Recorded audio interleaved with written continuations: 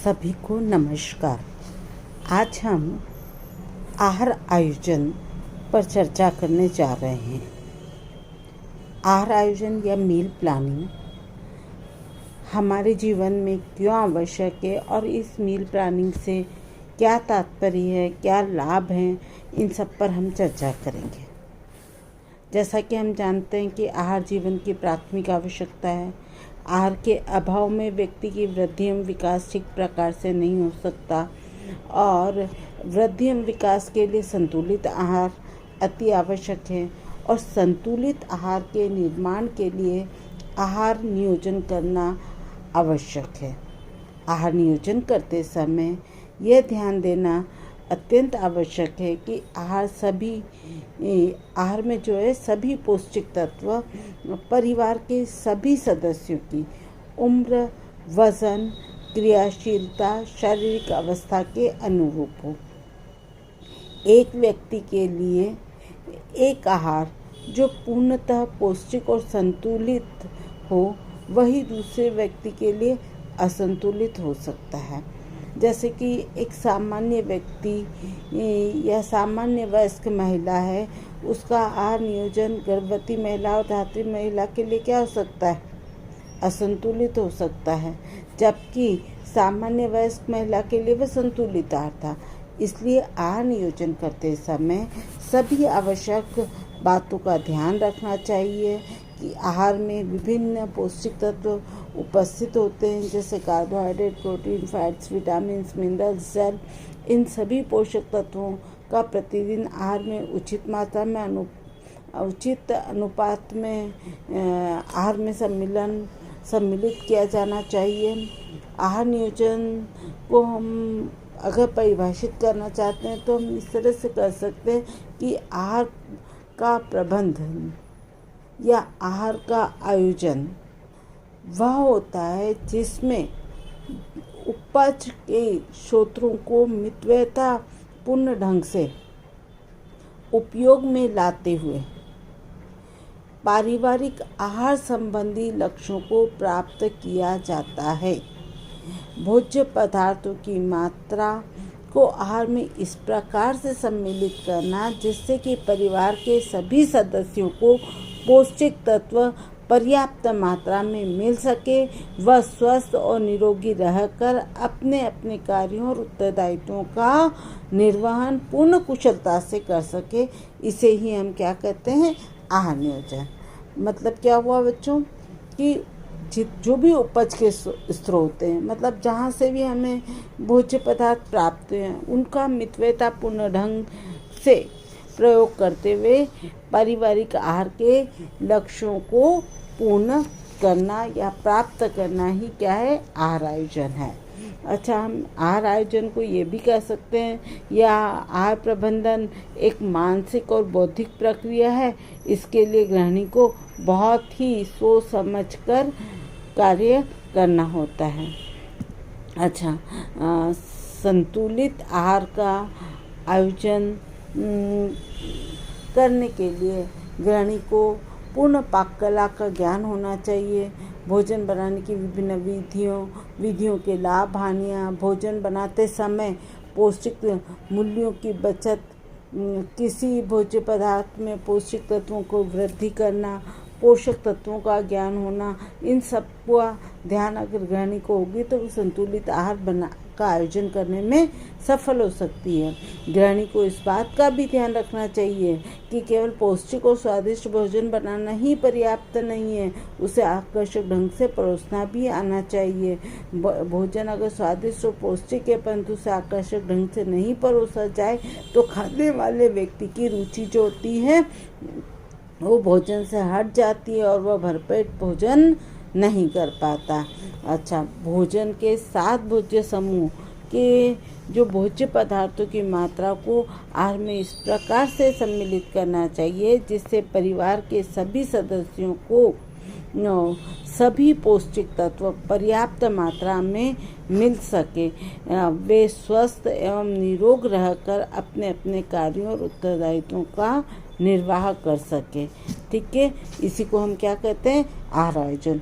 अच्छा, आहार आयोजन तो ये हो गया कि हमने मितव्ययितापूर्ण जो भी अपने साधन है, जहाँ से भी हमने भोज्य पदार्थ प्राप्त किया, उसे परिवार के आहार संबंधी लक्ष्यों को प्राप्त करना के लिए जो आयोजन करते हैं, जो प्रक्रियाएं करते हैं, जो साधन अपनाते हैं, उसे ये आहार आयोजन या आहार प्रबंधन कहते हैं। परंतु आहार आयोजन करते समय हमें कुछ सिद्धांतों का विशेष रूप से ध्यान रखना चाहिए, जिससे कि परिवार के प्रत्येक सदस्य को पूर्ण पौष्टिक और संतुलित आहार मिल सके, उसे अधिकतम संतुष्टि और तृप्ति मिल सके।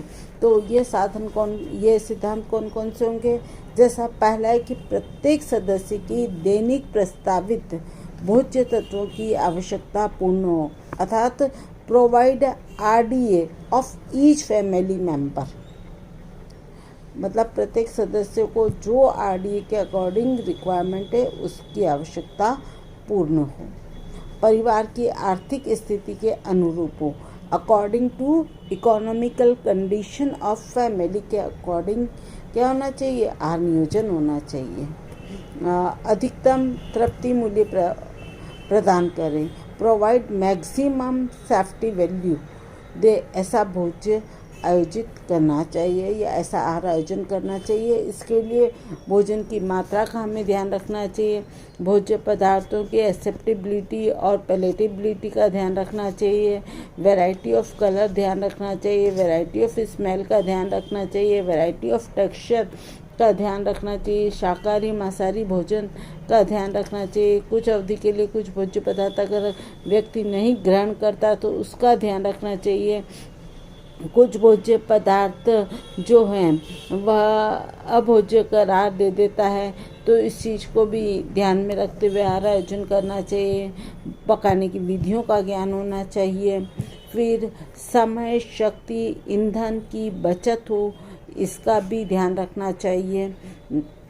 फिर भोजन के मनोवैज्ञानिक पहलू अर्थात साइकोलॉजिकल एस्पेक्ट पर भी ध्यान दिया जाना चाहिए। फिर आहार आयोजन जो ना वह लचीला होना चाहिए। दैनिक आहार नियोजन में हल्के व भारी दोनों तरह के व्यंजनों को सम्मिलित करना चाहिए। मौसमी फलों और सब्जियों का आहार आयोजन में समावेश करना चाहिए। अगर हम इन सभी सिद्धांतों का ध्यान रखते हुए आहार का आयोजन करते हैं तो आहार योजना सफल होती है और सभी परिवार के सदस्यों को क्या होता है? पौष्टिक आहार प्राप्त होता है। अच्छा, आहार आयोजन करने के सिद्धांत हमने देख लिया, आहार आयोजन क्या होता है ये हमने देख लिया। अब इस आहार आयोजन से हमें क्या फ़ायदे होंगे या इसके क्या लाभ हैं या इसका हमारे जीवन में क्या महत्व है या आहार आयोजन के हमारे क्या उद्देश्य, इसको हम चर्चा में लाना चाहेंगे। तो आहार आयोजन हम क्यों करते हैं देखते हैं। सर्वप्रथम आहार आयोजन से परिवार के सभी सदस्यों की दैनिक आवश्यकताओं के अनुसार सभी पौष्टिक तत्वों की पूर्ति हो जाती है। उनका स्वास्थ्य अच्छा रहता है, वे निरोग रहते हैं, उनकी कार्यकुशलता और कार्यक्षमता जो है बढ़ती है। ठीक है। दूसरा है कि आहार नियोजन करने से 1 माह या 1 सप्ताह तक के लिए सभी आहार सामग्री जैसे हरे पत्तेदार सब्जियां, दूध, अंडा, मांस आदि को छोड़कर खरीदकर हम बाजार से लाने से क्या होता है? समय, शक्ति और धन की बचत होती है और बार बार बाजार जाने की हमें आवश्यकता नहीं होती। मतलब 1 सप्ताह या 1 माह का सामान हम इकट्ठा परचेस कर लेते हैं। आहार नियोजन करने से गृहिणी का बहुत समय बचता है, जिसका सदुपयोग वह अन्य कार्यों में कर सकती है, विकास के कार्यों में सहयोग दे सकती है। अक्सर गृहिणियाँ सोचती है कि आज के भोजन में क्या बनाएगी, इसी सोच तथा इसी उधेड़-बुन में क्या होता है, वो अपना काफ़ी समय खो देती है। और अगर वह आहार आयोजन करती है तो इससे इस समय की बचत हो जाती है। आहार नियोजन से धन की भी बचत होती है, क्योंकि भोज्य सामग्री क्रय करने हेतु इसकी जो कीमत की गणना हो जाती है, जिससे बजट को नियंत्रित कर सकती है। भोज्य पदार्थ में पौष्टिक मूल्य मालूम रहने से भोजन के चुनाव में कठिनाई नहीं होती, साथ ही भोजन में विविधता भी ला सकती है। फिर नेक्स्ट गृहिणी को इस बात की भी जानकारी हो जाती है कि सस्ते भोज्य पदार्थ भी सभी पौष्टिक तत्वों से परिपूरित होते हैं, भरपूर होते हैं।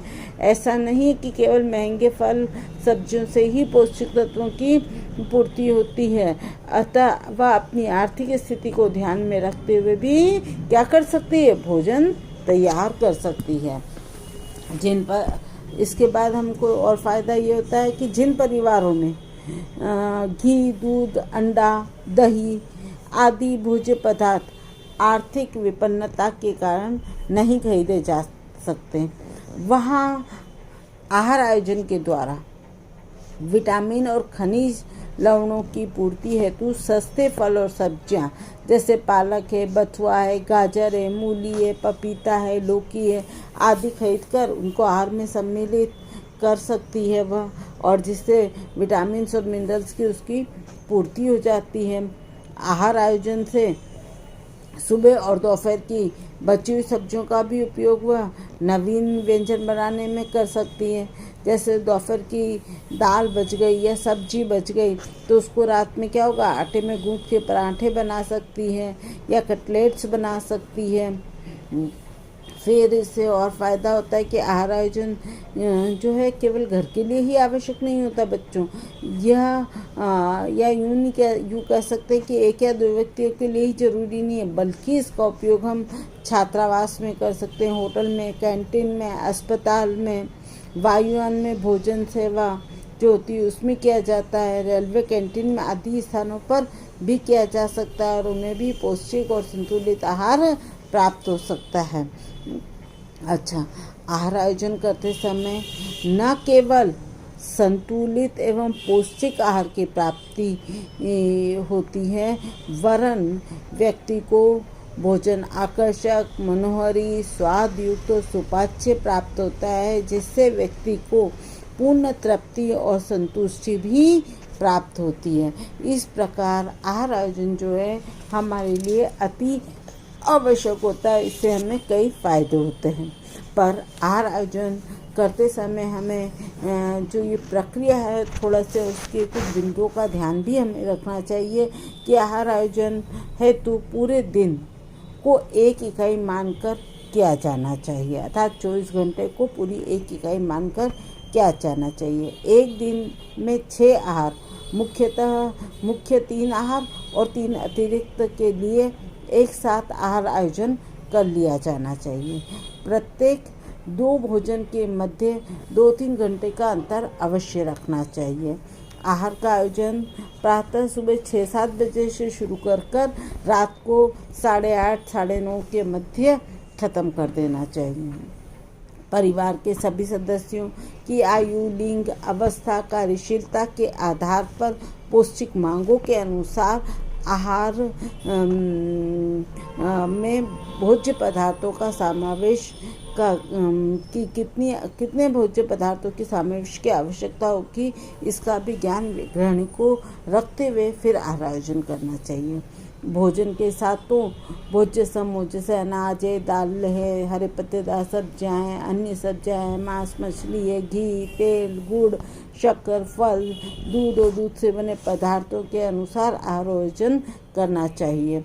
1 वर्ष तक के शिशु को उपभोक्ता इकाई में सम्मिलित नहीं किया जाता, इसका भी ध्यान रखना चाहिए। आर्थिक स्थिति के अनुसार आहार का आयोजन करना चाहिए ताकि व्यक्ति को आर्थिक स्थिति में असंतुलन नहीं हो और आहार का आयोजन आसानी से परिवार की आवश्यकता के अनुसार हो जाए। ठीक है, तो ये हुआ आज हमारा आहार आयोजन।